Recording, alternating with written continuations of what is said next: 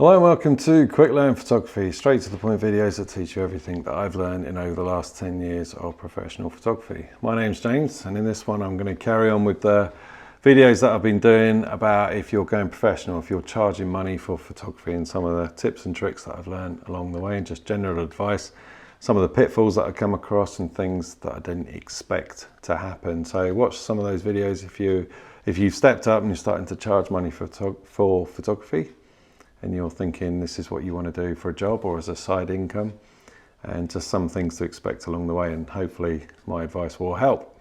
I'm not saying I'm the be all and end all, but I'm just talking about personal experience, things that worked for me. So the first piece of advice I gave on the first videos of this series is about having backup equipment, backup camera. Here's the video here. Backup cameras, backup lenses, backup lighting if you're using lighting. Any piece of equipment you have, you need backup, because if something goes wrong, you need to be able to grab something to carry on. So it doesn't have to be too expensive, but yeah, I talk about that in that video. Same with memory cards, 2 memory cards, have backup, backup, backup. So in line with that, once you've done a job and you're getting paid for it, then these things, hard drives, that's what I'm going to talk about today. There's a smaller one here, it's more portable, this one. But I have loads and loads and loads of these hard drives, and when they get full up, I get another one. And back up the images that you've done, okay? So once you've edited, back them all up. Don't just have them on your laptop or your computer, it could blow at any time. Put them on there as well. So you can put the raw file straight out of camera on here, you can put the edited ones as well on. Because bearing in mind, you don't want to re-edit them all again. You may have the raw files, but you might have spent ages editing the photos. So put both on backup as well. And also, you can put the raw files with the edits. I'll show you how to do that in a second, actually.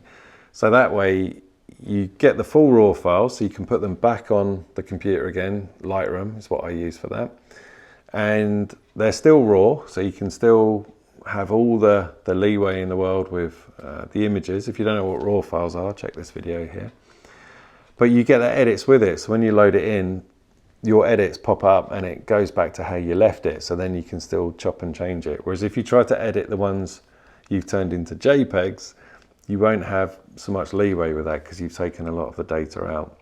So back them up on hard drives. I'll show you my process for that in a minute, okay? Especially those Lightroom raw files back up. There's a little simple option to do that. Okay, so I'm going to interrupt myself there because I forgot to say that I was going to demonstrate these, which I said I would do later.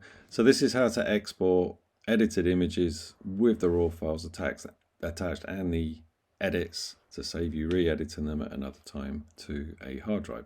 So if we press plus on a Mac, and so this is a job I did a while ago, and these are edited images. So if I show you the before and after, so you can see the edits I've done here. If I press Y on a Mac, it shows you the before. So it was quite an overcast, wet, miserable day, and he was in, with the sky behind him, heavy contrast. I always shoot a bit dark so I can pull out the shadows and they stay clean. And yeah, you can see the editing there. I always shoot slightly underexposed just to be safe with the raw files. If you don't know about editing in Lightroom, go to this video up here and I go through a basic editing process of how to use all of this. So anyway, so if we go back to G, press G, and it goes back to the menu. So I'm happy with these. I want to export them into JPEGs first, and then I want to export the raw files with the edits attached. So let's do both. So I'm going to highlight all of these, double click to the export panel or to the panel here, and then go to export. Right, now I've selected a hard drive, which is a Samsung T7 Touch. So you can choose what it is there, wherever it goes, wherever you're going to send your exports. You can put in a name there, I'm not going to bother with that. So the normal process is JPEG. So I'm going to put it, let's go to this one here actually. So example JPEG edit, which I've already set up. Choose that, and then these will go pretty quickly. Editing the JPEGs into that file. Great. Now, they're backed up as a JPEG, but if I needed to re-edit, say the client said, oh, they're a bit too bright, a bit too dark, or we don't have the colors, and you want the raw files, but you don't want to go through the whole hassle of starting from scratch. So this is what I would do now. I've already made a file. Go to export again. Let's choose the file. So this is the hard drive now, the T7 Samsung. If we go back, where's that file gone? T7. Here. So what I put is whatever the job. So I've put example Lightroom raw. So it's the raw files with the Lightroom. So let's select that. Choose. Now what you want is to go to original. Okay. And that is going to export the whole raw file. And it's got the edits attached. Okay. So let's have a look at that. So the JPEGs are here. Happy with that. And here you can see the raw files. That's if you go Command J, you can make the images bigger. Get rid of that. So you can see that they're raw files. They're underexposed. Okay. But next to them, these things, is the Lightroom edits attached. So if we gone a bit too big there, so let's shrink that down a bit more. So if we want these back in Lightroom, highlight the lot, double click, open with,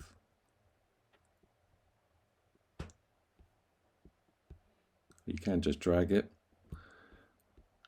and open Lightroom Classic, or you can just drag it into the Lightroom icon, and here they come again.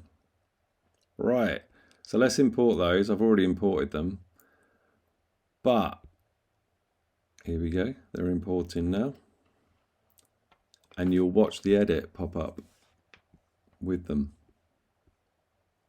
So if I go to the develop module, bang, there's the edit with it. Go next to the develop, unedited, bang, there's the edit with it.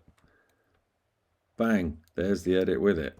You see how much time that would save. So going back to the preview model, it shows the raw files, but when you go back to develop, there's the edit attached with it. So if you had hundreds of images that you've edited and you've got to go over them again for some reason with full raw capability, this is an absolute lifesaver. Some people go really to town. If it's a really high-end job, they have 2 sets and they take one to like a friend's house or a family's house. So if your house burns down or something, you've still got backup there. I back all my stuff up online, like on a cloud type system. I pay for that sort of thing. So I've got that too, but I have lots of hard drives as well. And you can also buy those little fire cases. They look like sort of rugged envelopes, but they're fireproof. You could put them in that as well, just in case there's a fire. Okay, so if you've done really important client work and you want it backed up, these are good. They're not that expensive. You can get these on Amazon, not a lot of money. And yeah, that's really important. So don't just have them on your memory card and on your computer and leave it at that.